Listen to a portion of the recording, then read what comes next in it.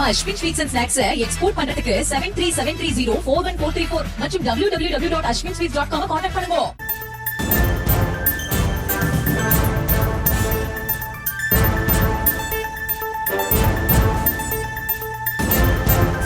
தற்போது கிடைத்திருக்கக்கூடிய அண்மை செய்தி. கரூர் துயர சம்பவத்திற்கு பின்பாக முதன்முறையாக பணியூர் அலுவலகத்திற்கு தவிக தலைவர் விஜய் வருகை தந்திருப்பதாக அண்மை செய்திகளை பார்த்து வருகிறோம்.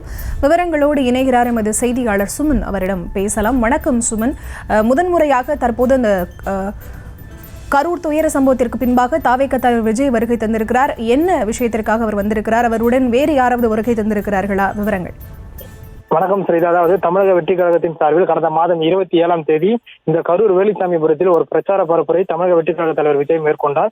இந்த பிரச்சார பரப்புரையில் சுமார் 41 பேர் இந்த கூட்ட நெரிசலில் சிக்கி மூச்சு திணறல் ஏற்பட்டு உயிரிழந்தனர். இதைத் தொடர்ந்து இந்த சம்பவம் தொடர்பாக கரூர் போலீசார் கட்சியின் பொதுச் செயலாளர், துணை பொதுச் செயலாளர், அந்த பகுதியினுடைய மாவட்ட செயலாளர் மதியழகன் மற்றும் அந்த பகுதி நகர பொறுப்பாளர் என 4 பேர் மீது வழக்கு பதிவு செய்தனர். தொடர்ந்து இந்த வழக்கில் 2 பேரை மட்டும் போலீசார் கைது செய்து சிறையில் அடைத்தனர். மேலும் தலைமறைவாக இருந்த பொதுச் செயலாளர் ஆனந்தும் துணை பொதுச் செயலாளர் சி.டி. நிர்மல்குமாரும் தலைமறைவாக இருந்தனர். இந்த நிலையில் இந்த வழக்கை உச்சநீதிமன்றம் சிபிஐக்கு மாற்றியதை தொடர்ந்து தலைமறைவாக இருந்த இருவரும் வெளியில் வந்தனர். தொடர்ந்து இந்த ஏற்கனவே கரூர் மாவட்ட போலீசார் 2 பேர் மீது வழக்கு பதிவு செய்து சிறையில் அடைத்த நிலையில் அவர்களுக்கு நேற்று அந்த 16 நாள் காலம் முடிவுபட்டு நேற்று மீண்டும் நீதிமன்றத்தில் ஆஜர்படுத்தப்பட்டனர். அப்போது அவர்களுக்கு ஜாமீனானது கொடுக்கப்பட்டது. இந்த நிலையில் ஜாமீன் கொடுக்கப்பட்டதும் இன்று காலையில் சிறையிலிருந்து வெளியே வந்த கரூர் மேற்கு மாவட்ட செயலாளர் மதியழகன் மற்றும் நகர கழக பொறுப்பாளர் பவுன்ராஜ் ஆகிய இருவரும் குடும்பத்துடன் திருச்சியிலிருந்து சிறையிலிருந்து வெளியே வந்த பின்னர் நேரடியாக கட்சியின் தலைமை அலுவலகத்திற்கு வந்தனர். அதாவது இந்த பனையூரில் உள்ள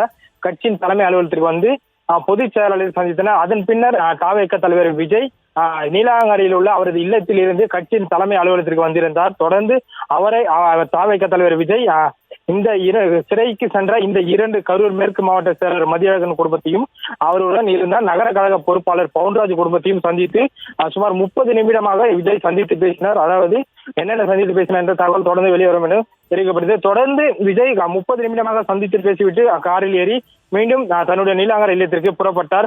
கரூர் துயர சம்பவத்திற்கு பிறகு தமிழக வெற்றி கழக தலைவர் விஜய் சுமார் 20 நாட்களுக்கு மேலாக கட்சியின் தலைமை அலுவலகத்துக்கு வராமல் இன்று தலைமை அலுவலகத்திற்கு வந்திருப்பது குறிப்பிடத்தக்கது.